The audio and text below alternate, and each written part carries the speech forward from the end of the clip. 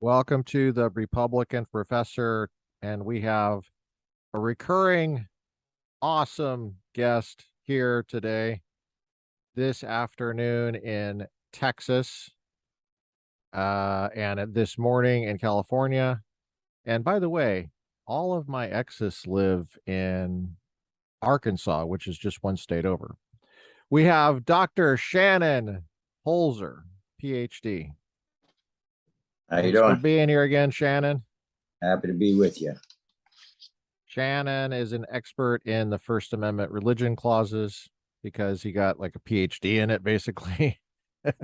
And from the A little more Church State broad than that, Institute. but Yeah. It's a little bit broader. That's true. He also studied some theology and some church history and et cetera, et cetera. But there was this huge case that came down this past summer in the Supreme Court docket, and it was a Kennedy versus Bremerton School District. yes. I'm going to share my screen just really briefly, just so people can kind of follow along here. Let me see if I can do this. Well, it's not letting me. Hold on. Okay, so I'm sharing my screen. I just went to Google Scholar, and it's just a convenient way to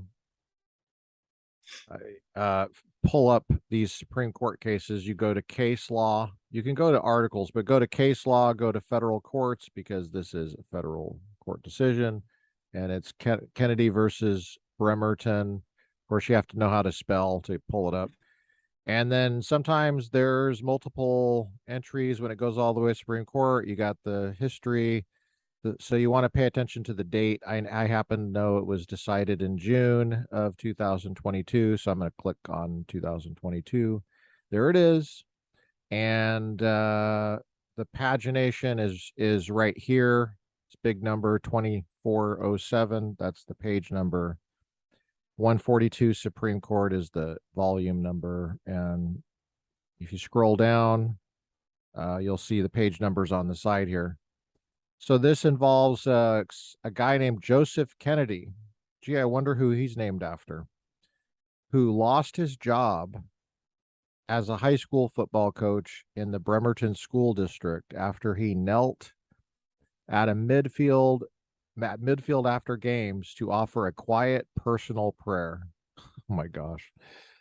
I mean, I'm already just thinking this, like, this went all the way to the Supreme Court. What does that tell you about our country? Right. You know, Shannon, Yes. what the heck is going on here? Tell us about this case and why it's important. And Oh, well, I'm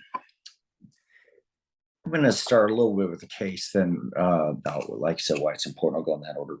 The case okay. itself, it's not just, he didn't just wander out onto the field and pray out of there. It's not, as with anything, this isn't No wandering. You can't have wandering. That's right. That was the test. I mean, yeah. But yeah. the reality, I mean, just like any case, it has to, there's something going on, Mm-hmm. a little more context to it. He originally he had prayed before, and he had prayed in the locker room with his team, and led prayers. So this leads us to the question of, well, is that bad? I mean, if it's not just a one-time prayer, or is it a multiple offense, or was it the fact that he prayed with other students, or was it the fact that he led the prayer? Yeah. But there's a deeper issue as to the constitutionality of all of this. Right. First, what is so constitutionally wrong with prayer? The question is prayer not a protected, exercise? Let me pray about it. Hold on. Let me pray about it. Yeah. And if so, can you pray with your students? I mean, right. Is there anything not just morally but constitutionally wrong with this? And how do you determine the constitutionality of this act? Right. Now, if you look Constitution on, you have the free exercise clause and you have the establishment clause. And within the context of the Constitution, we ask the question, what is the Constitution for? Is it to limit citizens or is it to limit government? Is it to establish rights or to protect rights? And so does the Constitution establish this guy's right to pray, or does it limit his right to his free exercise? Who is it limiting? What does the establishment clause limit? Yeah. Is it limiting the government, Right. or the citizen? Now, of course, the claim is that he is not acting as a citizen, he's acting as an arm of the government. Right. And thus the government can't coerce anybody to pray. And by him leading prayers, somehow he's coercing his students to do so. Now, yeah. Now there's probably some people here that want to know just some basic stuff though. Like, okay, how's the government involved here? And did they tell him not to do this? Yes. So there's two things here. First of all, there's the government by which is the public school, right? That's the it's school district. It's a government school district. Yeah. And he's an employee of that government school district. So they have some kind of policy or something that he violated? Yes. Okay. And there's going to be some constitutional issue about this, where Sotomayor, in her dissent, interestingly, she refers to this, this. Hold on, let's get the vote down. Let's look at the syllabus here again. Okay, so on this, I've got my screen pulled up. So those of you who are listening on audio, you just have to go to the video on YouTube and check it out. But they always say the vote. Okay, hold on, where'd they say it? I guess it's after the syllabus. Where I could just search dissent. How about that? There we go. Okay, so yeah, okay, so you mentioned Sotomayor filed a dissenting opinion. Yeah. Breyer and Kagan joined. Right. Gorsuch gave the. Oh, I didn't know Gorsuch did the opinion. Okay, so Gorsuch did that. I found it interesting. I thought you'd be very interested in that, being a Gorsuch guy. I had this printed out, and I've been trying to get to it for a long time, and I have to admit I'm underprepared for this interview, because usually I read the whole thing, and I come up with my own thoughts on it. And so, but I'm teaching two new courses this semester that I had to just totally invent. Basically, I'm teaching a class on Congress, and I'm teaching a class on the American founding. And you'd think I would be able to just snap my fingers and be able to figure that out, but I actually took a lot of work. So sorry I wasn't able to get to this before our established schedule. But I mean, I've looked at it, and I knew the vote count was basically all the Republicans on the court were in favor. They found in favor of the individual against the school district. Then all the Democrats were on the side of the school district. And I know that Brett Kavanaugh and a lot of these guys would say, we're not Republican judges, don't say that, Yeah. But it's like, okay, when you see it broken down like this, what I just mean is, appointments. Seems like there's something going on there. But I agree. And yeah, I mean, these are generally predictable in some ways. It's when they don't follow what you think they're going to do, the appointment lines. That's when you start asking what's going on. Right. I mean, 40% of their docket is unanimous. So yeah, those are the cases that nobody wants to read, though, for the most part. I mean, every once in a while you see something like Sackett versus EPA where it's 9-zip, and then people are reading that during the Obama administration. But I mean, these hot button issues like the Bill of Rights, like these religion clauses cases, that's where it seems like there is kind of this partisan split. So I'm sure you have thoughts about that. I do. I Yeah. do. I mean, this Well, you were case is saying going to, something about Sotomayor. Sorry. You well, said I was saying that she kind of rested part of her dissent Mhm. on the school district's policies, Okay. suggesting that policies are specific and that they forbid his actions. But what if, would she feel the same way if the policies allowed his prayer or said you must pray? Would she then Hmm. interpret the constitutionality of that based on the school district's policy manual? And I don't think so. And so Mhm. she Right. shouldn't.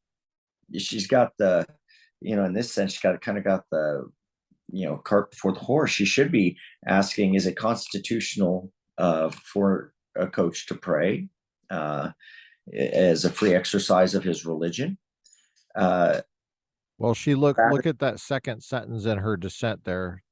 The Constitution does not authorize, let alone mhm, require, public mhm, schools to embrace this conduct.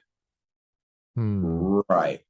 Yeah, as though And it she's forbids them, as though it doesn't authorize them, as though it's de facto uh, forbidden to pray. yeah, that's what she And says in the next sentence. She says it's constitutionally impermissible according to um Engel Engel versus Vital and then going on. And those are the 60s cases of school prayer and school Bible reading. right. And there are a couple newer ones like Wallace v. Jaffrey, Uh-huh. Jeffries, Yeah. and then the other one, if I 1995. could recall, is Lee versus Weissman. Uh-huh. And 1992. these are both prayer cases in which uh, they use coercion as Yeah. So the determining factor. it's a psychological coercion or something because it's Yeah, voluntary, right? I mean, you don't have to there's no obviously there's no requirement that you agree with the prayer or that you even hear it. You could plug your that's correct. ears. That's correct. And it's not You, very long, right? you How don't long? need Like to. 20 seconds or something like that? You don't even need. Yeah, and the interesting thing is this is never really ever. Uh, it's never used the other way. This idea of coercion versus, say, you know, uh, forbidding the free exercise of, right? Prohibiting the free exercise of. They never look at it the other way. As far as so, there are a couple cases you'll be familiar with. Also, it's Keaton v. It's Keaton. I got it in my book here. She was going to Augusta State, Georgia, and Ward v. Wilbanks is the other one. There are two different cases that were going on simultaneously, and they were psychology students in graduate schools.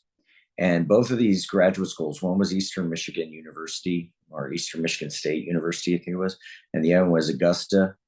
So both And government schools, yeah, and they were unlike your school, which is Houston Baptist University. That's not a government school. right, Yeah. exactly. Well, So it they makes a difference if it's a government school. absolutely, Yeah. but it also, but we're also talking about along with it, not just the government schools, but the associations. In this case, it would have been like the ACA or the APA, the American Psychological Association, or the American Counseling Association, and where these groups require, as part of the curriculum, that you acquire a certain number of hours doing Right. practicum. You have Sure. to counsel students, Sure. and they had done both of them. They Well, asked for, what can you tell us what this is about? How does this relate to the First Amendment and the Kennedy case? well, the What's the connection?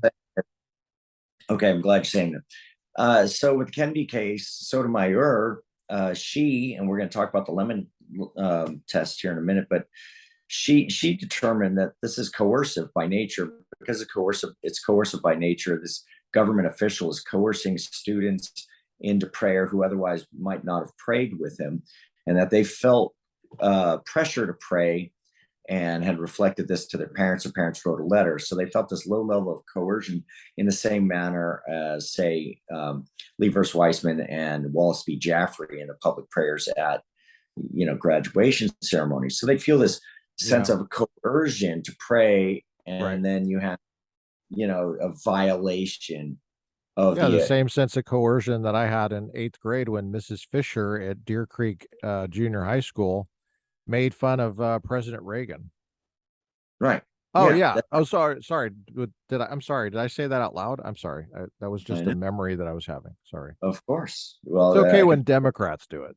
okay. Anyway, When Mr. Tolman did it, I was just an eighth grader. I was not impressionable, and neither were my my parents were so mad when I told them. yeah. They were so mad. Hey, most kids aren't even going to tell their parents. That's the thing. They're just going to go home. It's going to be rattling around in their brain for the rest of their life and affect their beliefs somehow. Well, Didn't the make me way a Democrat though. See, what's the problem with the coercion? It's not going to make you believe in God. So how is it coercion? I don't understand where they're getting that. It's that's the point. annoying. I mean, Yeah, it's definitely annoying, but is it constitutionally impermissible because it's annoying? right. Well, even then, I think in this case, it's very interesting. Let me pull it up Actually, again. it's not annoying to me, just FYI, but it's annoying to a minority of students.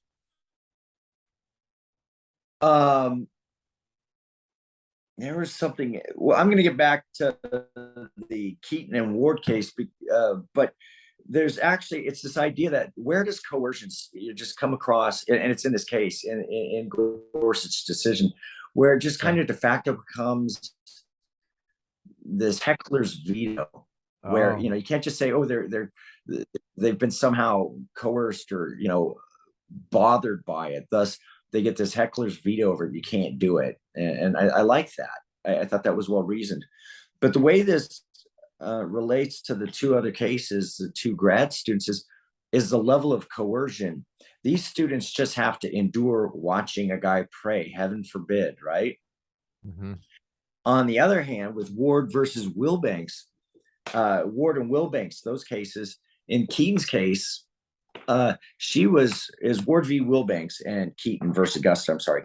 In Keaton's case, for her to stay in the program, she had a list of things she had to do just to stay in the program because she asked for a religious exemption from having to counsel homosexual students.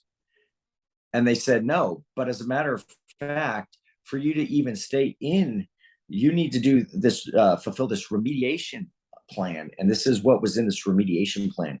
She had to attend at least 3 workshops, which emphasized improving cross-cultural communication between the LGBTQ population.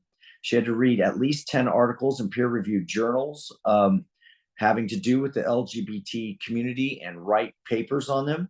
She had to work to increase her exposure and interaction with the LGBTQ population. She had to familiarize herself with the Association for Lesbian, Gay, Bisexual, and Transgender Issues, and learn the competencies in counseling these people. And then finally, she had to submit a 2-page reflection paper every month, summarizing what she learned from her research on the subject. And I could only imagine, and how it influenced her beliefs. Oh wow. Really interesting. That's a fatal thing right there. And here's the thing: So she they're trying to lost. coerce her beliefs, They her, absolutely. her religious beliefs. That's absolutely, or yes, or just her beliefs on. Yeah, that's correct. So her religious beliefs on the issue of homosexuality, That's interesting. and this is a state agency doing so. Yeah, that wasn't very wise of them. I don't know why What- they thought they could get away with that. But they did. Wow. Oh, they did get away with it. They did get away with it. Yes, Okay. Has that been and resolved at the Supreme Court or is that not still not yet. No. not yet? Huh. Okay. So she still lost? That's the resolution so far, or is it done? Did they deny? That was in an appellate court. Uh-huh. So whether or not that makes it to the Supreme Court docket, I don't know. Okay. And Ward lost her case as well, Hmm. although they didn't coerce her as strongly. So my point being is just, when you get these cases like Wallace v. Jaffrey's, who give us some kind of precedent over, in Yeah.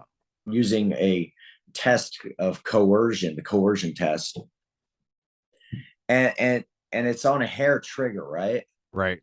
Oh my God, the kids saw you pray. The kids, you know, and what's interesting is these aren't, nobody brought this to court. Nobody made a complaint about this. Yeah. It was the district, according to Sotomayor, and in her dissent, it was the district that fired her or fired him, the coach. They fired him because they said, well, it may, you know, pose as an establishment issue that we've established. Well, why don't you wait till a case comes before you or somebody makes a complaint? Now they decide to make the complaint on themselves, you know, on their own. They fire the guy, and that now he's lost his job based on his free exercise of religion. Yeah.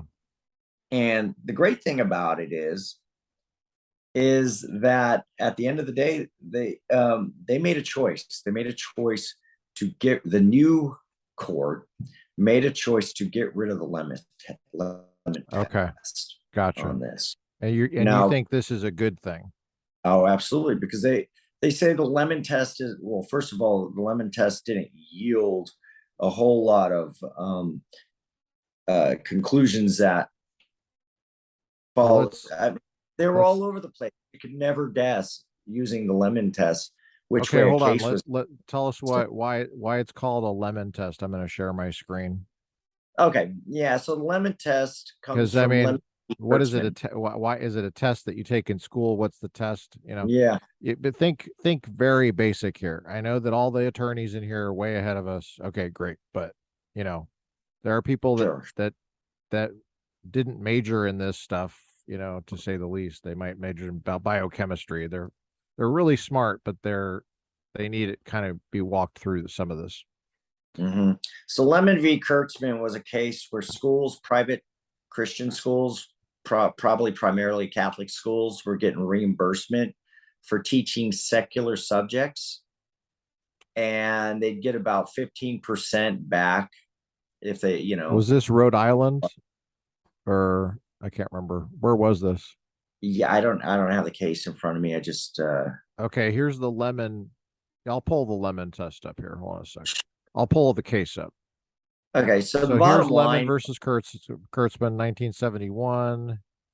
Yeah. So the idea, Pennsylvania. Okay. Now, the great thing is all of these cases are so related in reasoning to a lot of our other. There was a Rhode Island one. Okay, I wasn't making that up. Sorry. Was Rhode Island Everson versus the Board of Education? No, that was New Jersey. It's right there. Can you see my screen? I can. Yeah, it's pulled up. Okay, Mr. Chief Justice Berger. Yeah. So it's Pennsylvania and Rhode Island. So they consolidated these cases. Okay, yeah. Yeah. So you can see where it says that teachers in non-public elementary schools, a supplement of 15% of their annual salary under each statute. So anyway, so they thought it was unconstitutional. And part of their reasoning was that money's fungible. It's kind of like giving money to Planned Parenthood, the $500 billion. They go, well, that doesn't go to abortions. Well, it doesn't go to abortions, but it frees up your other resources to go to abortions. How's that? And that was the argument here. Yeah, sure, you may be getting 15% back for teaching math, but that frees up the rest of your school's money to teach theology.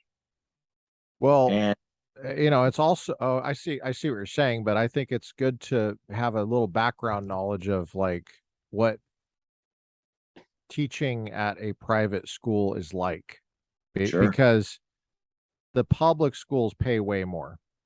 And they have a boatload of benefits and retirement and guaranteed time off and this and that their unions have basically coerced everyone. Speaking of coercion, up until Janus anyway, but they're still trying to do it. And so this very modest supplement of 15% more for these people that teach the subjects that are not directly talking about the magisterium of the church. I'm assuming they're Catholic schools, but just whatever, if even if it was just a Lutheran church or something like that, that has some kind of catechism or something. Right. Well, mathematics is not really so. In order to attract the best math teachers, Uh-huh. in case you don't just have them laying around in the Lutheran, whatever it is, I forget what they Right. call it, not a diocese, but Sure. whatever their group is, you want the best math teacher, so you have to draw them in with a little bit more of a pay bump because they can't afford to teach there otherwise. So That's that correct. there's nothing nefarious here. There's no underhanded stuff here. Yeah, well, that's what's problematic with this is many of these Supreme Court, well, not just people bringing suit, but the Supreme Court justices often believe that religion is irrational, divisive, and dangerous. Yeah. And they've made that clear in many of their court cases and the opinions. And so you see that they have a real negative view of religion to begin with. And Okay. so, of Yeah. course, when you get to Lemon v. Kurtzman, their view of religion as somehow bad, irrational, divisive, and dangerous, they're like, well, we don't want to be, plugging this stuff, and we don't want to be giving, money to it. Well, Lemon v. Kurtzman, what it did was they established a test, and the test with Lemon v. Kurtzman, turns out it's called the Lemon test. It's to see if somehow the government has tripped the establishment clause, Right. that they have crossed that line and that their actions are now unconstitutional, in that they have somehow breached the wall of separation, metaphorically, and they have done so unconstitutionally. And there are three prongs to it. They say any law that is made has to have, one, a secular purpose, a non-religious purpose. So if there's a law that has a religious purpose, it fails the Lemon test right away. Second, and this is where I think a lot of the controversy where it lies, is that a law must have a primary purpose that neither advances nor inhibits the free exercise of religion. Okay, so it could neither advance religion nor inhibit it, and the key word here is the primary effect. Okay. So now this is where it becomes hypocritical, because this is what was upsetting to Sotomayor, was that the court in this case, in the case that we're talking about today, the court rejected the Lemon test and went with a historical approach, where they asked, how has the First Amendment historically been interpreted, rather than interpreting it through the lens of the Lemon test, or Lemon v. Kurtzman, right? And so they're going to suggest that the primary effect of this guy's action somehow has a coercive effect on, the students around him. Right. I would say the primary effect of prayer is for him to pray by himself. And if somebody wants to join him, they may, but that's his primary effect, is for his own personal prayer. Right. I don't know if I got to the third prong. The third prong is that there should be no excessive entanglement. Okay. So you got secular purpose. Yeah, that's actually the thing that I think they were worried about, right? Is that that it had excessive entanglement? Yeah. Sure. But what does, that's a vague term. Anybody's ever logic, you go, well, what do you mean by excessive? Sure, yeah. What do you even mean by entanglement? It's like bald. Bald is vague. Sure. I mean, there's no hair on your head, or what if there's a couple hairs? Is that bald? Yeah. How many hairs does it take to be bald? If you have two, does that mean you have hair? Yes, in one sense, but it's not clear. It's not action guiding. No, and it's not one of these is clear. It was always left up to the courts and their discretion to decide what they believed to be a secular purpose, what they deemed to be a primary effect, or what they deemed to be excessive. Okay, so the court, people were expecting that the court was, and by the say the court, we mean the Republican majority on the court.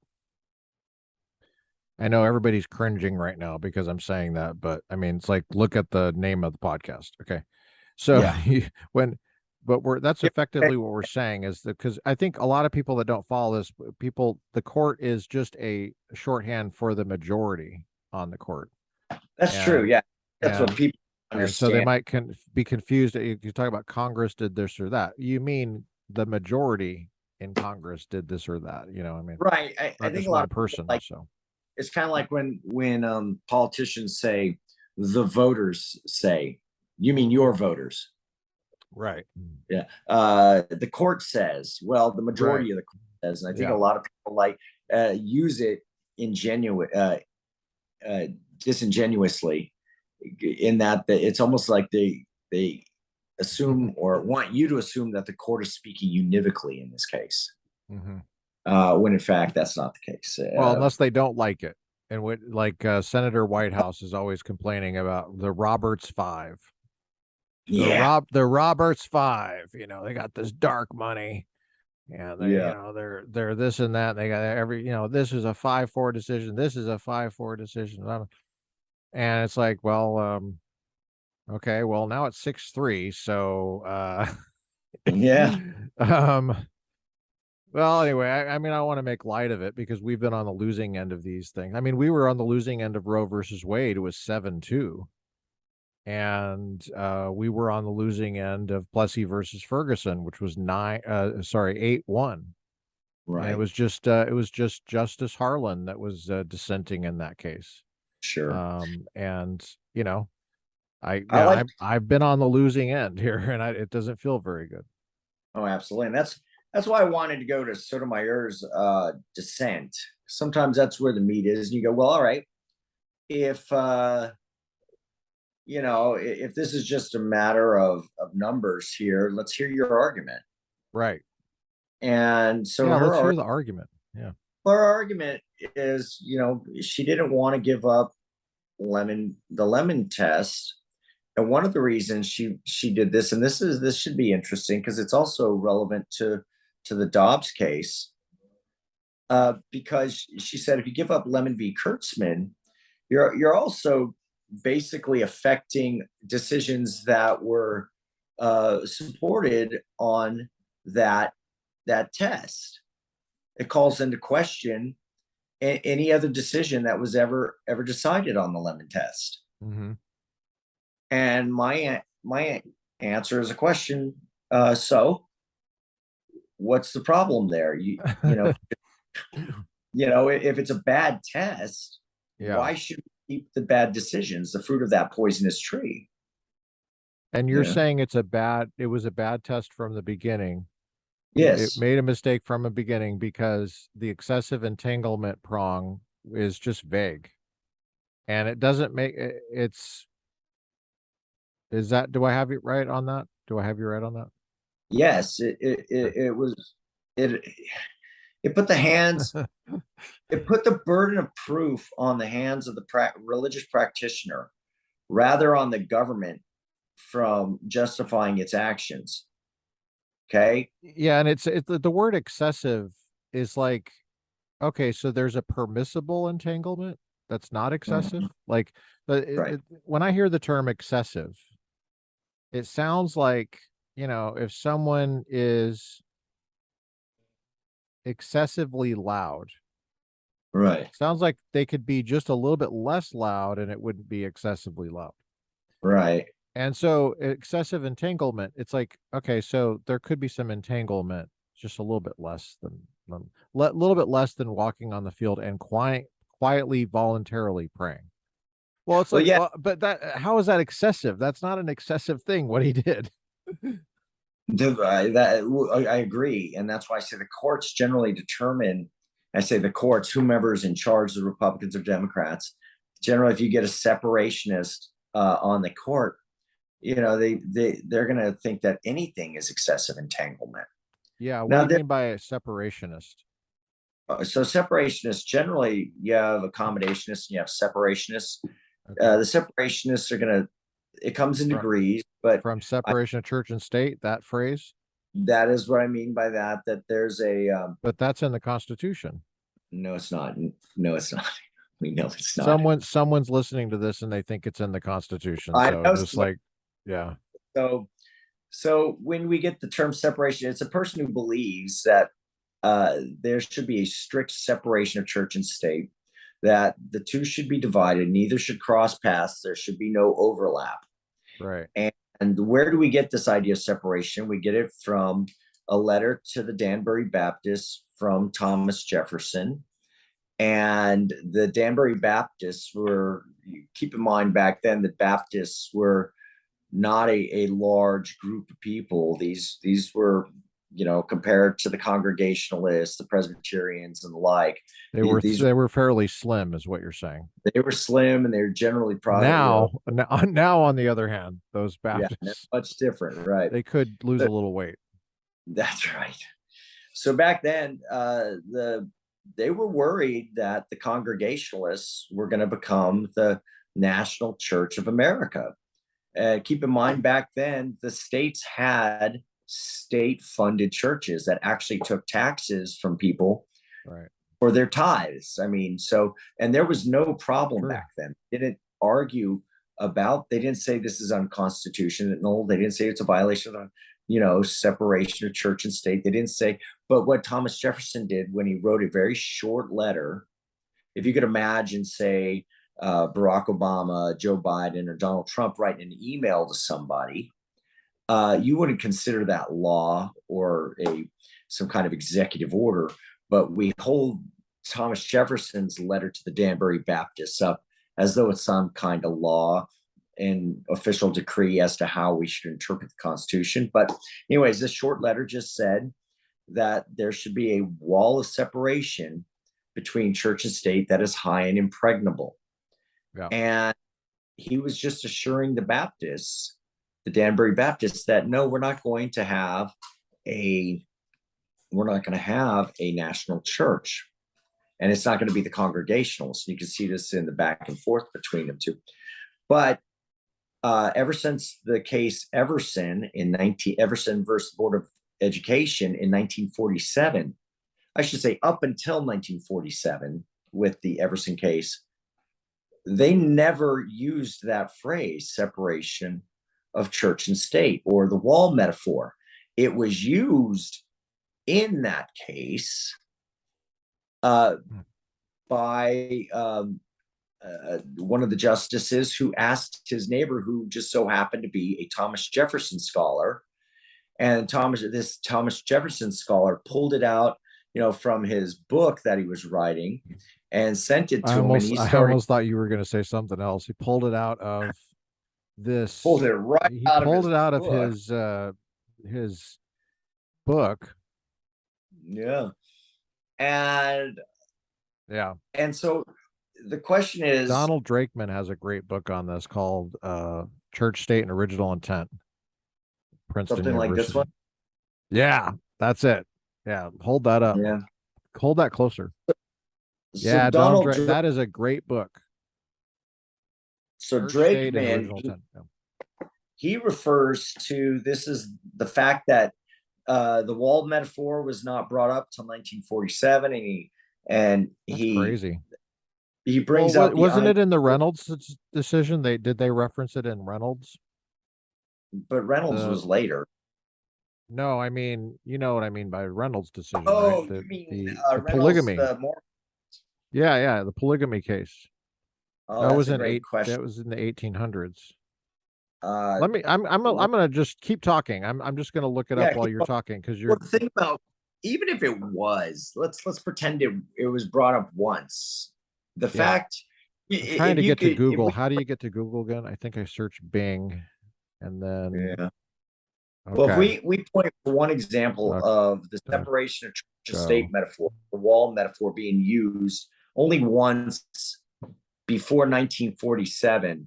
It's interesting. Donald Drakeman refers to this as the dog that did not bark in the night. Yeah. And that the dog did not bark in the night until 1947 tells you historically that they did not view public prayer by officials or a lot of the cases that have been brought, in recent times, they didn't see this as a problem. Okay. It was a culture shift. It was only culturally did people see it as a problem. And only then did they start interpreting the Constitution, the First Amendment, this way. And then, this is why Sotomayor's got a problem, is because the current makeup of the court wants to interpret this historically. Would the court historically have interpreted the First Amendment? Well, they would have granted free exercise of religion. They would have granted prayer. And they wouldn't have had a problem with that. They didn't have a problem with it. There's a recent case that just came up. What was it? I'm trying to think. It was, I wrote it down even. Dublin versus, not Dublin. I told you to leave the it's European stuff out, man, because you're always trying to bring the European stuff in. Yeah. No, this is the town of Greece. It was I see. There you go again. There you go. It's not Dublin, it's Greece. But look up the town of Greece. Man, it's a country. It's a country. I think this country's called New York. But it's a town of Greece, and it's a prayer case where they didn't want chaplains to open sessions with prayer. And of course, the court says, well, if we look at this historically, the chaplains have always done so. So we know historically, even if there is an entanglement between the government and religious exercise, there seems not to be a problem historically. The only time you get a problem is when you start interpreting it through the lens of Lemon, with the Lemon test. Okay. Yeah. And it just shows that the Lemon test is kind of it's a hair trigger. And it has always been, the Lemon test has always been used in establishment cases. It never defends, and it never results in free exercise cases, the defense of free exercise. So do you think that there's like just a tension between the establishment clause and the free exercise clause? Do you think that there's an inherent tension there? There is, but there shouldn't be. There's a tension between how we currently interpret those clauses versus how they were originally written. Because if you look at how they're written, if you just take it as it's written on the face, it says Congress shall make no laws regarding the free exercise of religion or the establishment thereof. Mm-hmm. It's a prohibition on Congress. It's not a prohibition on coaches. Right. Only after incorporation did they extend it to all branches of government. Yeah. And not only all three branches of government, but to all different governments, not just the federal government, because originally this was written in reference to the federal government, not to the state government. The states, they said, they all had their own state churches, and there was no problem with that. Not all of them did, but yeah, there was some. No, you're correct. Not all of them did, but those that did, there were, the point is that there were states that did have state churches. Sure. It was a political issue, in other words. It was a political issue for the legislature, and they just vote on it. And then eventually it fell out of favor, actually, pretty quickly. That's correct. Yeah. And I think I think it rectified itself on its own without the need of the First Amendment to be interpreted in such a way as to get, make it unconstitutional to have such a thing. So is it like the Second Amendment? I'm assuming you're following like the Second Amendment jurisprudence, like of history and tradition. Is it like that, or where you go by history and tradition to figure out what these prohibit and they accept? I think if you're going to use history and tradition for the interpretation of one, you should do so for the other, just to be consistent. You don't want to decide where you want the case to go and then go, well, now that I've decided where I want the case to, how I want the case to be decided, I'll determine the principles based on that. No, I believe you determine the principles and then you let the chips fall where they may. And if originalism is the principle, then we need to let the chips fall where they may. And if we don't like where the chips fall, then perhaps we should amend the Constitution. So how would you recommend deciding if let's go back in time here. I'm going to go to the Reynolds decision, 1879. I looked Yeah. it up. There's the Danbury Baptist Association. I think this is the first time the court ever said anything about the wall of separation, church and state. Hmm. There they are, and these are Republican judges. I should also mention, right after the Civil War, we of course controlled appointment of judges for the most part. Uh, thank God for a while. Although there were some big mistakes. There were some big mistakes by this court. Yeah. The Republican court after the Civil War made some big mistakes. But so this is Reynolds. This is what do you think about this? This is about a guy, a Mormon guy in the Utah Territory before it became a state, and Yeah. he was arrested and criminally charged for having more than one wife, which was a crime according to federal law. Hmm. Um, Number 5 is the First Amendment issue here. For those of you listening on Google or audio, just go to the YouTube and look at what I'm looking at, or look it up yourself. Number 5 in the decision is: should the accused have been acquitted if he married the second time because he believed it to be his religious duty? So his defense was that um, being polygamous is required by the Mormon church as he understood it, and the penalty I think was hell or something. It was pretty that was his claim anyway, Sure. and it was a really harsh sentence that he originally had. I think he had 5 years of hard labor or something. Yeah. That's right. It was you can learn a lot about American history just by reading Supreme Court decisions, by the way. Oh There's yeah. For lots of interesting things in these. Um, But any case, this is the Republican response in the court. They reach back to Jefferson's Danbury Baptist Association letter to pick out Mhm. the idea of separation of church and state, and they basically said, if we let this guy go, we basically establish bigamy in the United States, polygamy, which is really what Mormonism is, and we're not a Mormon country, so we can't do that. So therefore, you don't get to freely exercise your religion.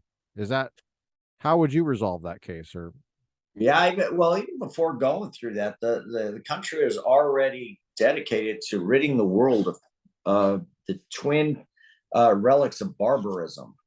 And the twin relics of barbarism were bigamy and slavery.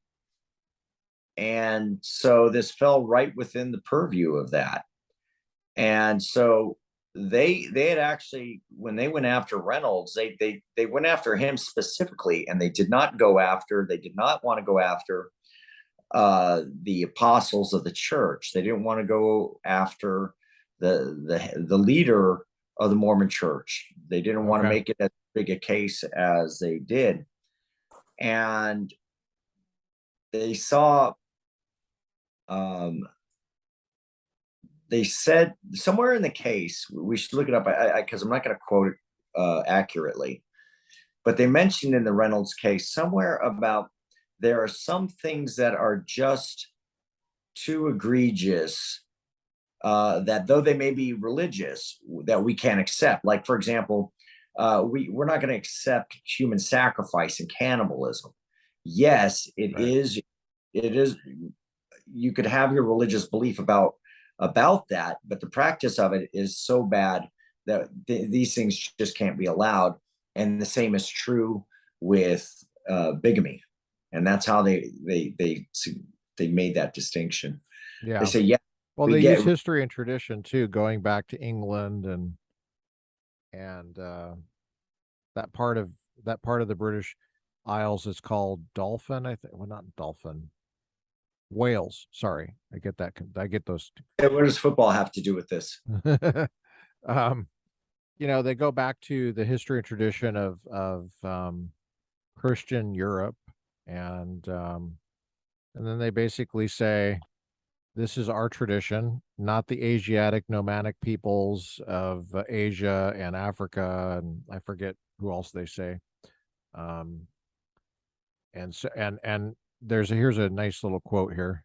polygamy has always been odious among the northern and western nations of Europe, Mhm. and until the establishment of the Mormon Church was almost exclusively a feature of Asiatic and African people. Yeah. At common law, the second marriage, I guess I should be sharing my screen here so I don't have to take my word for it. At common law, which is the British heritage, the legal heritage, the second marriage was always void. From the earliest history of England, polygamy has been treated as an offense against society. Um, so, I mean, I think they're kind of laying the groundwork there for a history and traditions approach here. Mhm.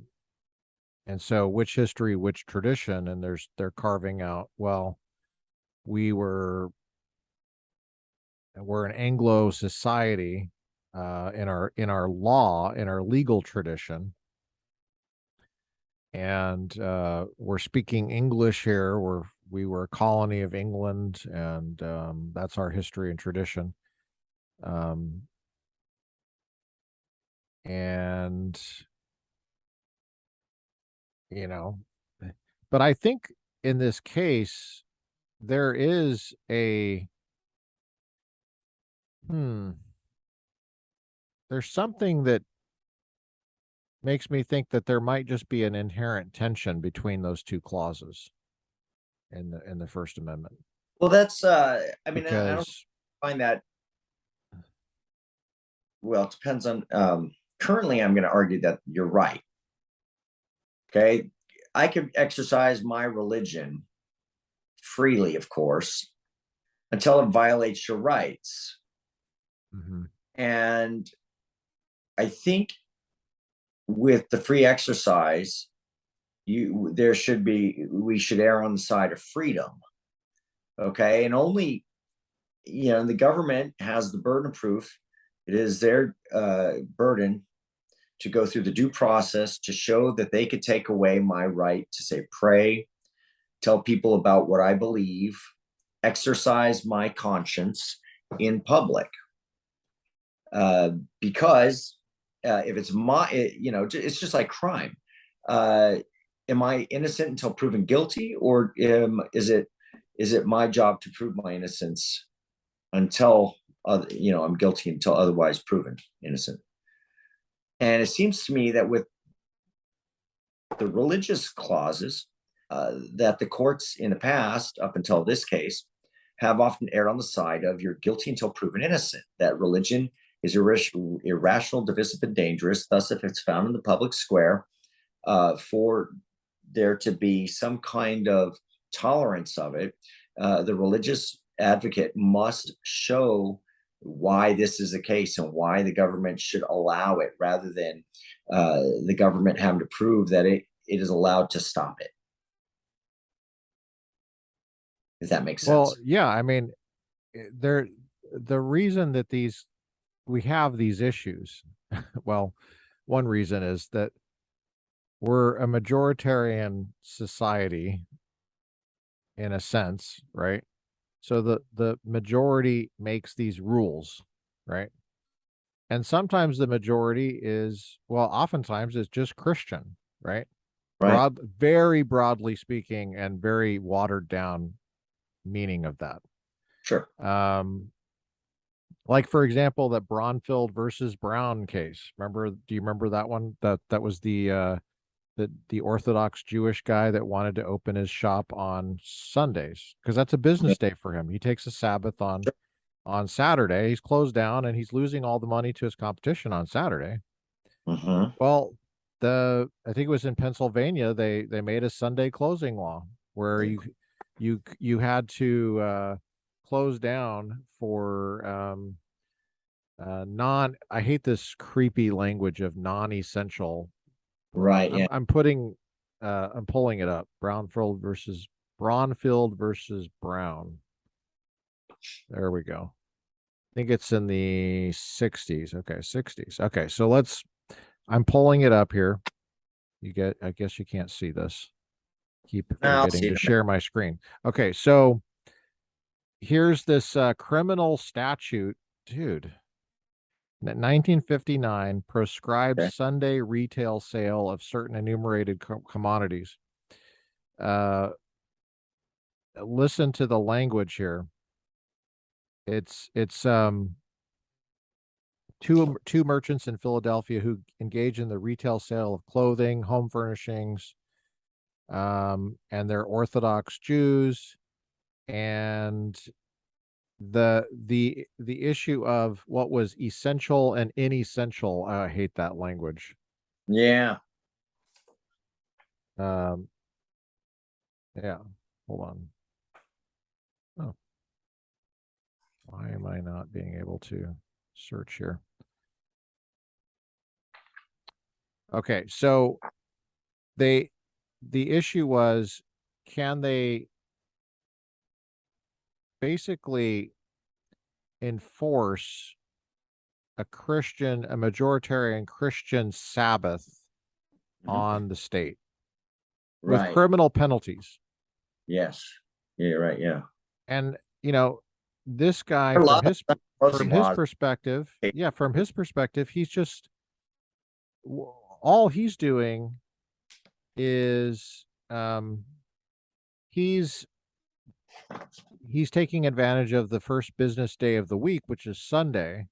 Mhm. And if he's forced to close down, he loses an entire day of business. Right. And this is not like Chick-fil-A closing on Sunday. That's voluntary, Right. Well, and so he's closed on Saturday. right, So and he's there, losing 2 days of business. I think Yoder was a case, if I'm correct. I could be wrong on this. I'm trying to think of the case. Maybe Yoder was a pacifist. I'm trying to think. There's Yoder was the Amish. They want to take their kid out of school, and they got fined for it because trying to think of the not just they're not he got just an exception. yes, the Sunday closing laws are one thing, but then there were other laws, or not just laws, but there were other businesses that affected people who say were Sabbatarians, such as the Seventh-day Adventists, Right. where they didn't want to work on Saturday because of their religious beliefs, and That was Sherbert versus Werner, I think. That was the you're right, yeah, and there yeah, were that was the lady that applied for unemployment, and she got fired because she wouldn't work on Saturday. and they denied her unemployment because she got fired. Yes, that's Yeah, right. yeah, but it wasn't South because Carolina. had she gotten fired, she would have gotten unemployment, but it was because she refused to work, and they said it was because it was available, but she refused, therefore she didn't get it, and she said, Yeah. "Well, of course, because my Right, religion." right. So my point was is that we are a majoritarian society when we like it, and we're not when we don't like it. And the trouble is trying to explain that in a way that's coherent and makes any kind of sense with our Constitution, the text and language and history and traditions of the Constitution, and just also just logic. Mhm. And we do so much by just majoritarian rule, like the speed limit, whether what to put kind of what kind of regulations to put on businesses and stuff like that. I mean, um, people feel good about making people not work on Sunday, or making people have to pay employers pay penalties for making people work on a holiday or Mhm. whatever like that. But then what counts as a holiday? That's all voted in by majoritarian. There's nothing in the Constitution that says that something has to be a holiday, or Um, those are, a lot of that stuff is just filled in by just legislatures. They're just making it up as they go along just by voting. And then every once in a while you have um a minority that gets hurt by the majority, yes.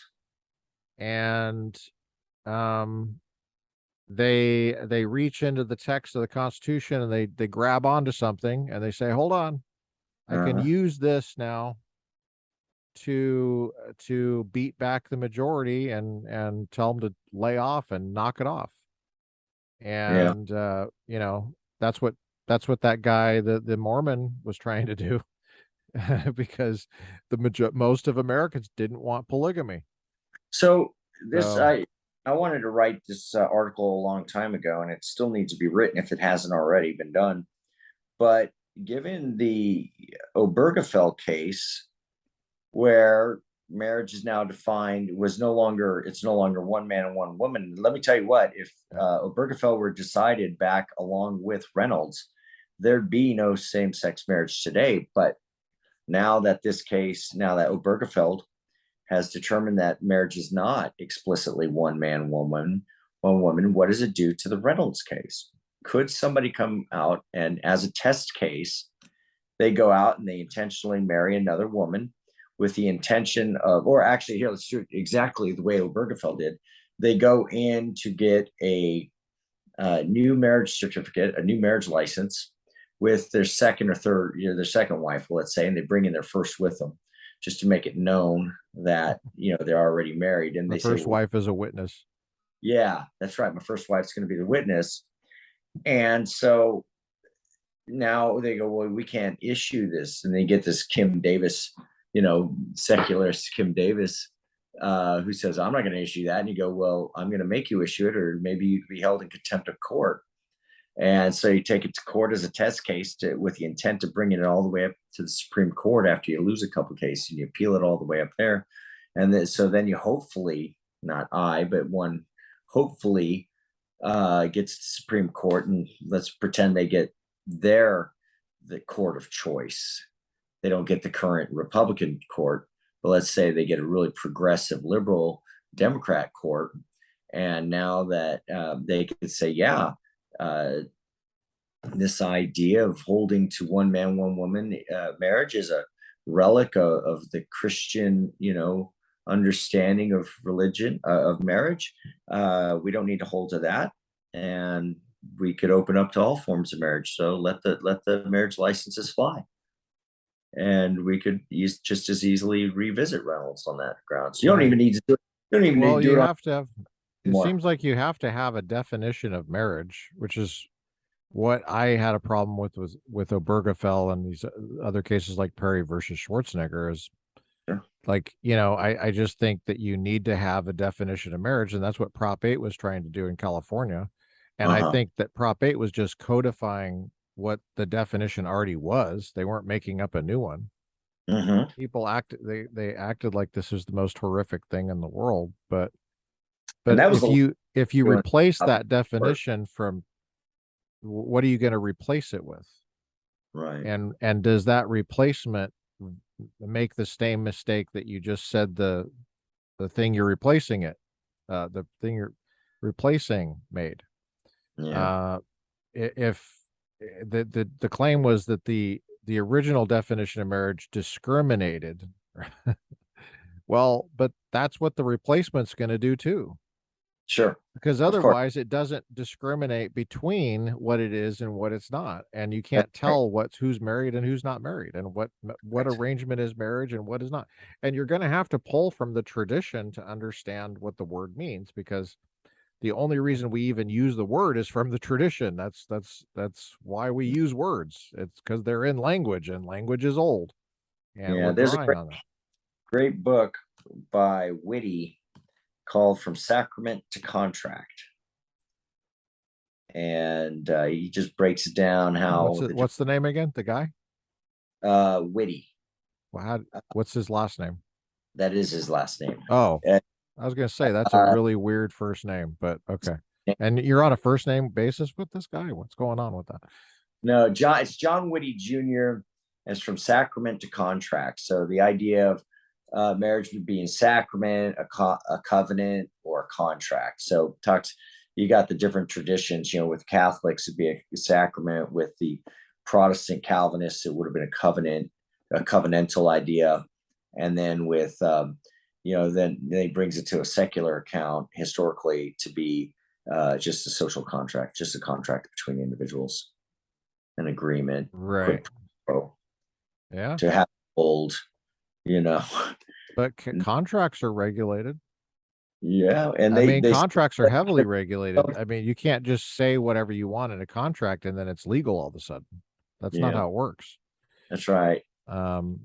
So and contracts are are usually regulated and then litigated, and then the case law is really what's regulating the contract. So that's all history and tradition. Yeah. So it's like, Absolutely. well, who's making the history and tradition as you go along? I mean, do you want courts just making it, and or, unelected people, or do you want elected people making it? And because if courts make it, you can't fix it if it's a problem until for a long time. Whereas if it's just a majority that's making it, then you could just fix that, next election.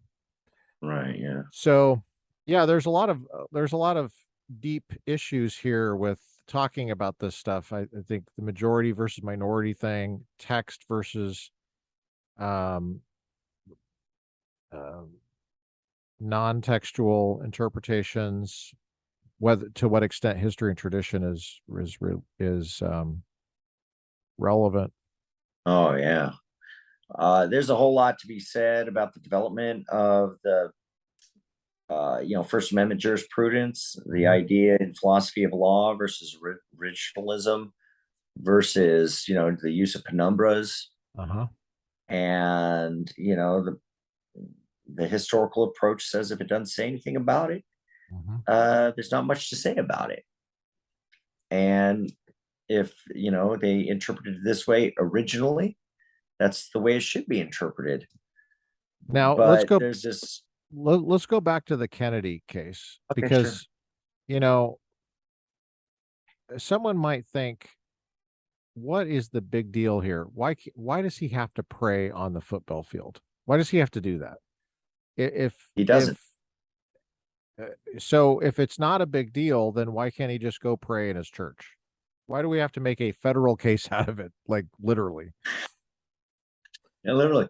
Uh, so the the thing is that he doesn't have to pray there. It's that he can pray there. There's a has to versus permissibility. I mean, it's the free exercise of religion that So he freely what wants. if a Wiccan parent wanted to do that? Sure.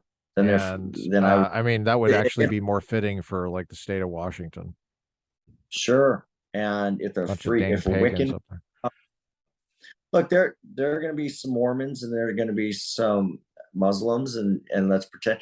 In fact, there's What a if they statement. wanted to do like a Santeria, like sacrifice of the animal on the football field after? Then in that case, they would be destroying the field. They don't have a right to destroy the field. They have, there is a, again, you say, where does the line of free exercise cross We'll something? we'll put a mask on the chicken, and the chicken is vaccinated, and And we'll put some plastic down to catch the blood. Mhm. You know, I guess it's getting a little bit kind of now I can understand the excessive entanglement. It's getting a little excessive. So we bring back lemon for that one, or I don't know if it's excessive entanglement with the government, but I would say this, uh, within reason. I there are religions that are just abominable and should not be taught. yeah, And according to the majority though. There's a majority. well, if we determine by the majority later, I suspect, back, I don't even have to suspect, within the first 300 years of Christianity, the majority were not Christians. They practiced paganism, and it doesn't make it right. It just makes it what it is. This is kind of goes to that argument: is America a Christian nation? Well, the majority of Christian people who were in America at its founding were Christian, and it reflected that in the way they made laws, the types of laws they made, and the ways they interpreted those laws. And that would have gone for the Constitution. We have a Constitution that does allow majority rule, and unfortunately, that majority rule can take us away from Christian principles. It's kind of Right. like being up our own petard or having our own sword used against us. But that was the government we created, was Right. for and by the people, which means that this country can practice some abominable acts, and justify them. Right. Back in early days, they would not have allowed that. if we're taking a historical approach, I don't think that they would have allowed that. They're not going to allow. But what's interesting is that there was a Church of Satan that said they wanted access to the field so that they could pray on this field. Right. And my suggestion is you're allowed to go out there and pray if you want, and because it's protected. Your free exercise is protected. But of course, that's within reason. You're not going to be spray painting pentagrams and pulling out, sacrifice and virgins or non-virgins, all over the field. You're not going to go out there and start, vandalizing the place in the name of your religion. Right. Everything seems to be within reason. So, smoking cigars and blowing the smoke in your dead chicken's body with, without the head is, and praying to the fetish gods while you sit there and shake chicken blood everywhere is a little, excessive. I think it's well, there's your term excessive. So are you bringing back the not lemon test? It's excessive in its practice, not excessive entanglement. Okay. Excessive entanglement has to do with the relationship, of the person and the government. Where's the government? How do they overlap? In this case, if the coach is going out there and praying to Muhammad silently, he has perfect right to do it. If he's bringing a virgin with him to sacrifice her, not that Muslims do this. Well, if he's going out there and committing jihad in the middle of the field, pulling out a sword and striking down all the Christians out there, I think that's not, that's murder. That's not excessive entanglement. Okay. I'm supposed to have that doctor's appointment in 10 minutes, just to let you know. Okay. You need to get off. All right. But this is a two-parter. If you ever want to come back, we have much more. I think too much has been left on the table. It's such a great topic. Yeah. All right. Well, we're not going anywhere. So you let me know. There's some other cases out there too. It's especially with the transgenderism. This is okay. We'll hit that one because that's with the separation of church and state. It's weird that you got transgenderism being pushed in schools and them saying no, it's okay that they do this. There's no law against this. Yet it's kind of odd that prayer, heaven forbid, one might become one might become a Christian if you pray in front of them, but they're yeah, and that's not going to happen. That never happens, right? I mean, no one hears a prayer and then just becomes a Christian. Is that how it works? Anyway, yeah, I just anyway. Okay, so we'll leave it there. Thanks so much, Dr. Shannon Holzer. By the way, what classes are you teaching this semester? Right now, I'm teaching 2 classes in American and Texas government. One of them is actually a dual credit class, and we're doing a great text approach in which we're reading Shakespeare, going to be reading Machiavelli, The Prince, and we'll read some Locke, and then it's some good texts there that we're reading in conjunction with the textbook and all that, and the Constitution and the Federalist Papers. But the other one's just a regular one. And then the other class is just a philosophy class. I don't ever want to say just philosophy class. This is an intro to philosophy class. Next semester, though, I'm teaching a law and religion course, and I'm teaching a bioethics course. Cool. So I'm excited for next semester. I'll probably be doing that along with my government courses and my philosophy courses. Awesome. Well, we've enjoyed this meandering little discussion of the Kennedy case and the complications from the history and tradition and the Supreme Court precedent. And we got into a little bit of some of the issues, and we can just come back and keep talking about it later. Yeah. All right. Thanks, man. You bet. You have a great day.